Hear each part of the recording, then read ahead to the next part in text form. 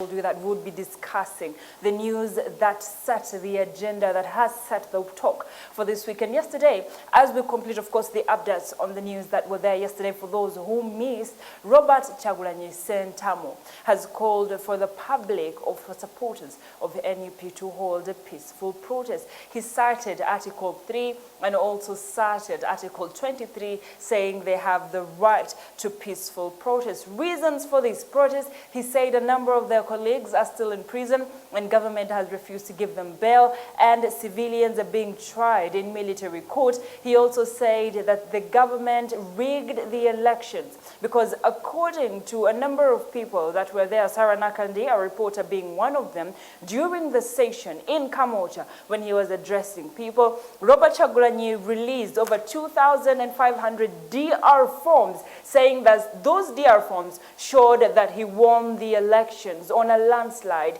yet Yoweri Kaguta Museveni did not win them. Now, all those are allegations because according to Sarah Nakandi, while they were there on spot, they did not, however, physically see those DR forms, but they were only informed that what Robert Kyagulanyi had on the table were DR forms. Now, according to Robert Kyagulanyi, he got up to 58.14% of the votes, and then Yoweri Kaguta Museveni got 34% of the votes, which was vice versa when Electoral Commission announced the results and said instead, Yoweri Kaguta Museveni got 58% and Robert Kyagulanyi got 34%. He said all those is the reason why he and his team will be protesting peacefully in town. He says unlike Yoweri Kaguta Museveni's part of session where when he lost in courts of law in 1980, he took to the bush with guns. He says they will not do that, but then their protest will be assertive. Now, citing Article 3,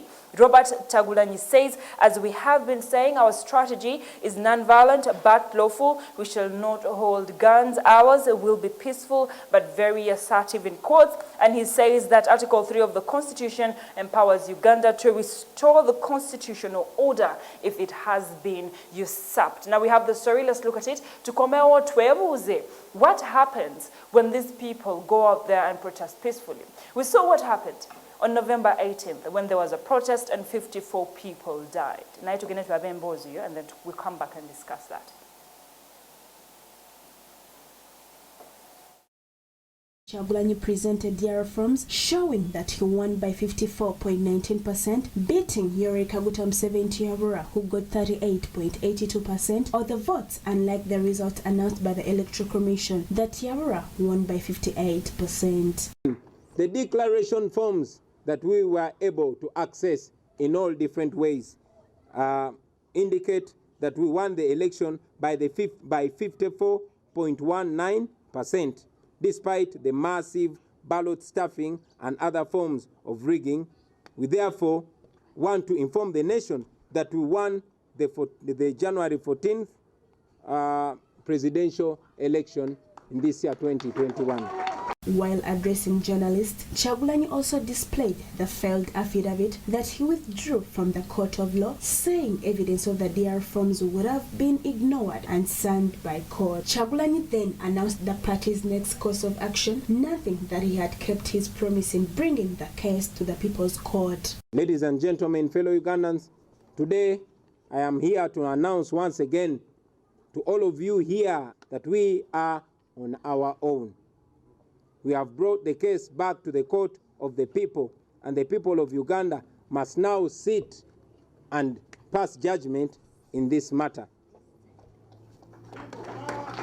Kyagulanyi said that in 1980, when President Yoweri Museveni could not find justice in court of law after losing the election, he held guns and led hundreds of Ugandans into the bush for a better Uganda, but NUP will not be resorting to violent means. In 1980, that is 40 years ago, General Museveni took part in an election which he lost miserably. He was not the second, neither was he the third.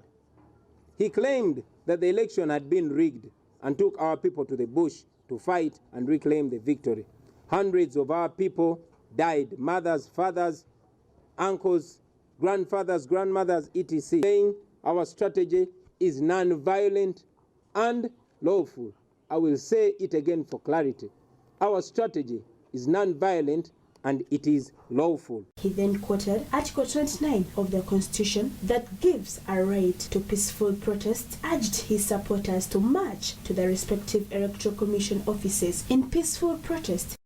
Article 3 of our country's constitution empowers the citizens of Uganda to do all in their power to restore the constitutional order once it has been usurped, just like it has been done under the Museveni regime. So, ladies and gentlemen, that is our next course of action. That is the next phase of our struggle. I call upon you to rise up peacefully, unarmed, and demonstrate against a regime that has oppressed us. However, the police spokesperson of the Kampala Metropolitan, Patrick Onyang, has urged NUP supporters to write to the police if their protests are to be held in line with the law. Anything beside that will be tagged illegal, he noted. We shall not allow unlawful acts to prevail in this country. In Uganda, there is rule of law. There is the rule of law in Uganda, and everybody must respect the law. As security agencies, we shall not allow them to go ahead with their planned illegal activities unless they go through the process as required by the Public Order Management Act. Kyagulanyi said that they are going to protest against President Museveni on 4 grounds. A rigged election he won by 54.19% as per these DR forms, the abduction, the detention of people. We demand that General Museveni releases all political prisoners with immediate effect. It is not a crime to support somebody.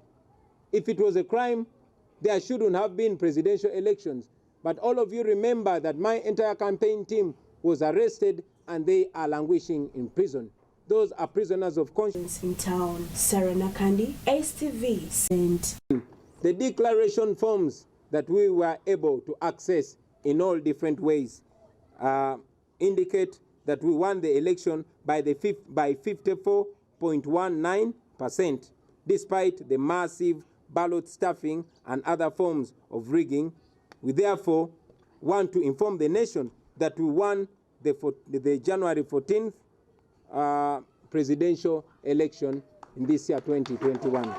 While addressing journalists, Kyagulanyi also displayed the failed affidavit that he withdrew from the court of law, saying evidence of the DR. Well, that is it from the NUP camp calling for peaceful protest. Police says that unless they write and ask for permission to go on a protest, they will not be allowed to protest in Kampala. But when is it that the opposition wrote to police asking for permission to protest and then it was granted? Let's look at the situation here. So Robert Kyagulanyi writes to police and says he wants to protest. And then police says you cannot protest. And then Robert Kyagulanyi says, to hell with it. I decided I'm going to have a peaceful protest, so I'm going to protest. What happens then? That protest becomes illegal. Now, when that protest becomes illegal, then tear gas comes in, then rubber bullets come in, then bullets come in. I am seeing the same situation of what happened on November 18th happen again in our country. Now, how are we going to deal with this situation? We have no idea. Now, apart from the fact that there is the question of the legality and the illegality of this particular procession, there is also wrong elements joining this procession that Robert Kyagulanyi is calling for today. And when they're joining it, they will do things that are not in line with what Robert Kyagulanyi is calling for. And that is the non-violent way of doing things that Robert Kyagulanyi has asked his people to do. On November 18th, the whole point was for there to be protests, but non-violent protests. But what happened was that 54 people were killed and scores more injured.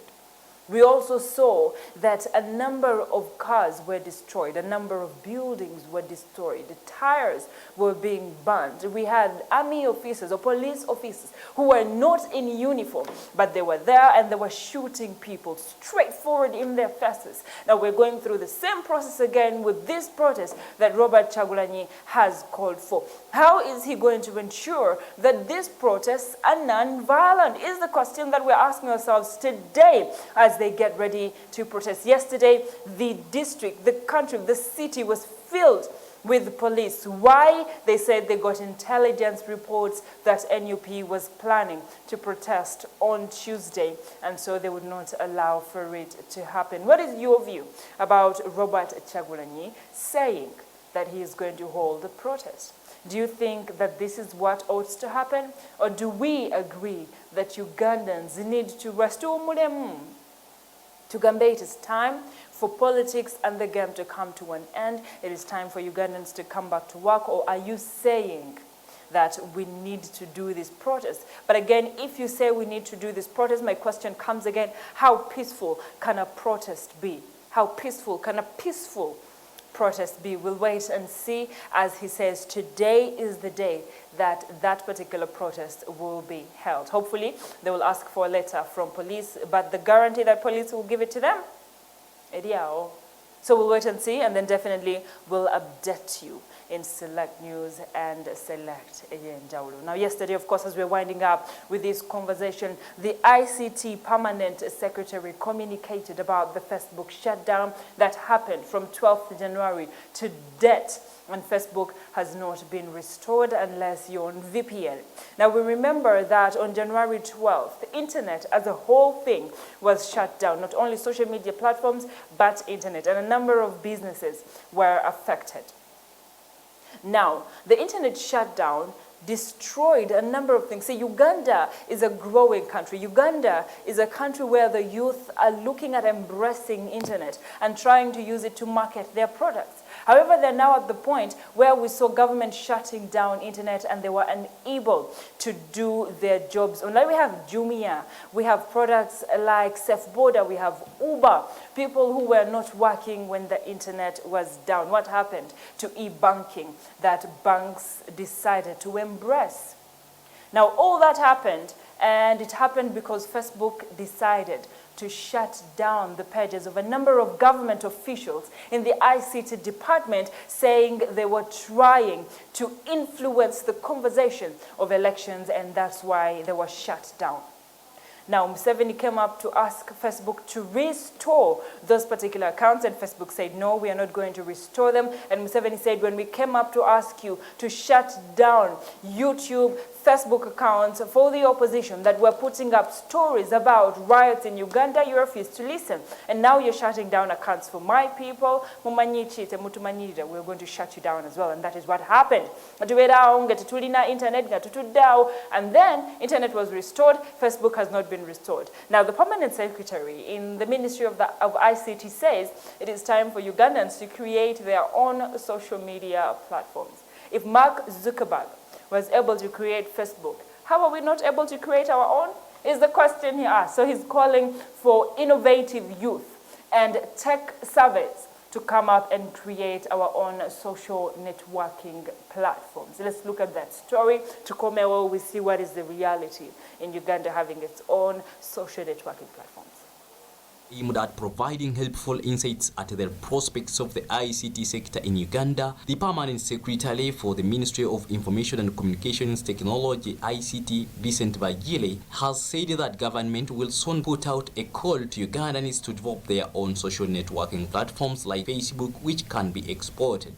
His call comes amid a social media shutdown that has lasted for over 2 weeks since January 12th, a few days before elections, after Facebook shut down a number of accounts belonging to the Ministry of ICT. Although the internet and other social media platforms like Twitter and WhatsApp were later restored, Facebook remained blocked. Explaining this, Bagile said that the government is trying to ensure that these global entities, such as Facebook, which make money from Ugandans, can come to the government and agree on fair ground. Bagile noted that Uganda has about 18 million internet users, while Ugandans on Facebook are about 3 million, and the government does not think that the whole internet usage experience was affected. He said that Ugandans should come up with their own social media platforms and government will support them.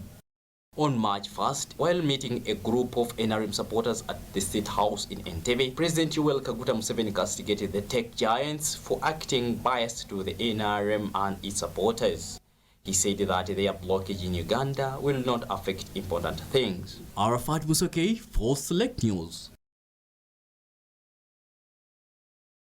Museveni had asked the youth on March 1st when he had a meeting with them, when the internet was shut down and when Facebook was shut down, did you guys lack anything? Was there shortage of money? Was there shortage of clothes? Was there shortage of food? Nagamba, Facebook is not God, and we shall be able to handle and run this country without Facebook. And those were the details of the news we had, of course.